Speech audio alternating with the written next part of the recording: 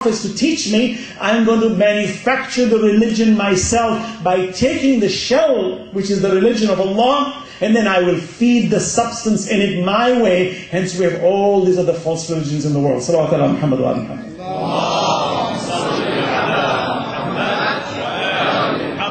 So Allah subhanahu wa ta'ala wants us to follow this way because our morality, ultimately, when the Prophet says, I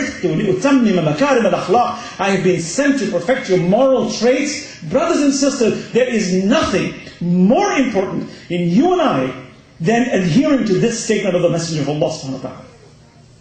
This one, which is morality. If we look around in our society, even among our own community members, cheating is incredible. At all levels. You have people who have two tongues. When they talk to you one way, they mean something else. You don't know what they have hidden in their sleeves. When you do business transactions, you are worried. There is no sense of peace and tranquility. You know why? Because we have forgotten this, what I just spoke about. We abandoned it. When Allah said, قُوْ أَنفُسَكُمْ وَأَهْلِيكُمْ نَارٍ إِنَّمَا أَمْوَالُكُمْ وَأَوْلَادُكُمْ فِتْنَةٌ. Your money and your family is a trial upon you. You have been fooled by it. لَا تُلْهِكُمْ أَمْوَالُكُمْ وَأَوْلَادُكُمْ عَنْ ذِكْرِ اللَّهِ. Allah said, don't let this move you away from the dhikr of Allah. All of us are working hard to build our big homes and our fancy cars. Allah didn't forbid that. Allah encourages us to be progressive, to have possessions. If we didn't have the possessions, how would we finance the movement of Islam? How would we move if not for that? But then Allah subhanahu wa ta'ala is telling us, acquire it in the halal way, not in the haram way. But we find we abandon our morality, all for the sake of acquiring a few, what we call toys on this earth, which will perish. When we look around, it's depressing. And I'm being very pragmatic here, at a fundamental level. Why you and I are commemorating these Arba'in and the Ashura and the Muharram and Ramadan and all in between, precisely to bring us back to this remembrance that yes, there is a moral injunction and the examples are set by our messengers and our Aimma. That let us not praise them and say, Sallallahu Alaihi Muhammad, we praise our Imam so much. But then when it comes to practice, we're not practicing. We cut each other. We talk bad about each other. We backbite. We steal. We cheat. And I'm not here denigrating us as a Muslim community. The human race at large is like this. But for the love of Allah, having said what I just said in the last 20 minutes, that no one on earth has the religion that you and I have in its purest perfection on earth, that it can be brought forward and you can never lose an argument. Can you and I hold ourselves in the same platform as the rest of humanity? No. Oh no. You and I have been blessed with something superior to everyone else. That doesn't mean you and I should be proud about it and say, oh, look at those poor chaps down there. No. What Allah means is, I have chosen you. Are you turning to the other side of the earth, to other people on this earth, and are you looking at them and giving them a hand and say, come? Allah says, كُنْتُمْ خَيْرَ أُمَّةٍ أُخْرِجَتْ لِلنَّاسِ. You are the best. Who are you? تَعْمُرُونَ بِالْمَعْرُوفِ. You promote the good. What is this? We don't do this. We speak about Imam Hussein. Believe me, many young brothers and sisters come and ask me, brother, what is all of this crying business? You Shia, always crying. What's with you? I said, you ask a very good question, and rightfully so. But let me explain to you why we cry. We cry because my chosen leader that Allah chose is being abused. Shouldn't you cry? Have you watched movies? He said, yeah. I said, when you watch a movie and there's a little orphan being abused, would you cry when you see that in the movie? He said, oh yeah, tears all the time. I said, that's just an orphan. He's not even chosen by God to lead. How about a human being who's abused, or their wealth is taken and they're beaten in prison and killed? Would you cry? He said, yeah, I would cry. I said, every human being would cry. Anybody with a heart will cry.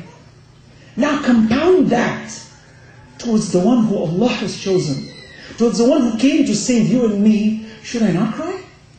Should I not feel the pain? What are you talking about? What do you think this world was made for? To come and be merry and feed the refrigerator so it can feed you? That's it? That's what this world we came for? To grow old and leave our wealth behind for our children? That's it?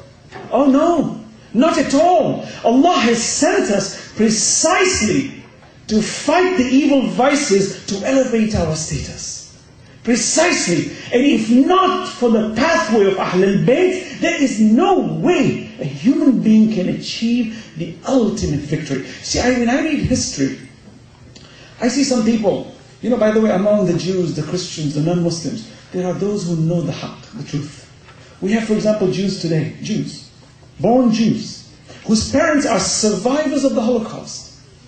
A person like Norman Finkelstein is controversial among some people, they don't accept him. Listen to what he says.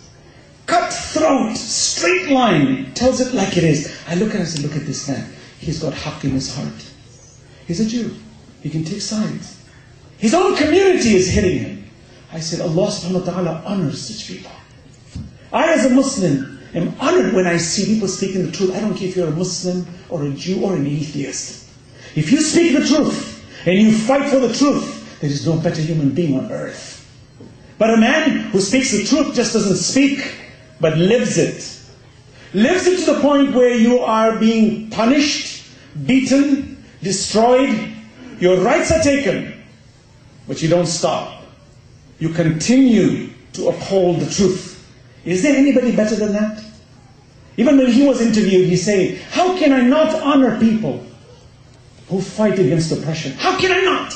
Who? Which individual? Forget this country, forget every country. If you're a human being and you have two senses in your head, we understand. How can you not fight and feel good for a person who fights for the truth? Every human being knows that. Even President Clinton, listen to the story. When he was caught red-handed in the cookie jar, with Monica Lewinsky. This nation did not care about the indecency of committing an indecent act, fornication, adultery. The leader of a nation commits adultery, it's perfectly fine. But he lied in front of the grand jury. We don't like that. Okay, so there you go. You're telling me that even in your own nature, don't lie. And you cannot, you are, in other words, you don't accept when people lie. Although it's a facade, of course, as we know. But at the end of the day, even an evil person has to tell you he's good, as I mentioned. Salawat ala Muhammad wa ala Muhammad. We honor, we look up to people who rise. But even such personalities can never take us to the goal. Even people who rise and have fought oppression in the past, who are Muslims or non-Muslims, we honor them, but they cannot take us to our goals.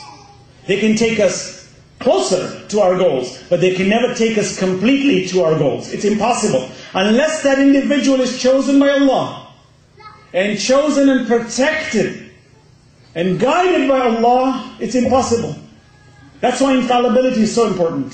So Allah subhanahu wa ta'ala says, إِنَّمَا وَلِيُّكُمُ اللَّهِ. Your wali are the ones who Allah subhanahu wa ta'ala has chosen. The word ja'ala in the Quran is constantly the word that precedes Khalifa or Imam. إِنِّي جَاعِلُكَ لِلنَّاسِ إِمَامًا. Right? إِنِّي جَاعِلُ فِي الْأَرْضِ Khalifa. You find Allah appoints, chooses. Allah is saying, I choose. You know, if I don't choose, where are you going to go? إِن يَنْصُرُكُمُ اللَّهِ فَلَا غَالِبَ لَكُمْ. Allah says, وَإِن يَخْذُلْكُمْ فَمَنْ ذَا الَّذِي يَنْصُرُكُمْ مِنْ بَعْدِ. When Allah helps you, no one can defeat you. And if He doesn't, who will help you? Who?